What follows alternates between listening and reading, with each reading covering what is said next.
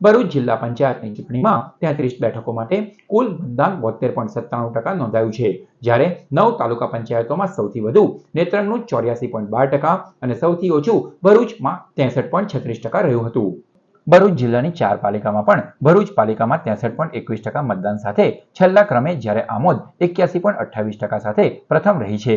મંગળવારે જિલ્લા પંચાયતની 33 બેઠક, 9 તાલુકા પંચાયત અને 4 પાલિકાની મતગણતરી 12 સ્થળો ઉપર હાથ ધરવામાં આવનાર છે, જેમાં જિલ્લા અને તાલુકા પંચાયતની મતગણતરી 136 ટેબલ ઉપર હાથ ધરાશે, જ્યારે 4 પાલિકાની મતગણતરીમાં ભરૂચ પાલિકાના 11 વોર્ડ, અંકલેશ્વરના 9, જંબુસરના 7 અને આમોદના 6 વોર્ડની મતગણતરી 30 ટેબલ ઉપર હાથ ધરવામાં આવનાર છે.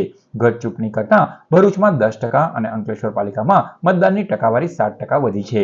મંગળવારે મતગણતરીને લઈને ભરૂચ કોલેજ રોડ અને અંકલેશ્વરમાં 2 સ્થળોએ વાહન વ્યવહાર પર સવારથી બપોર સુધી પ્રતિબંધ મૂકી ડાયવર્ઝન આપવામાં આવ્યું છે. ભરૂચ તાલુકા અને જિલ્લા પંચાયત બેઠકો અને પાલિકાની મતગણતરી કેજે પોલિટેકનિક કોલેજ ખાતે હાથ ધરાનાર છે.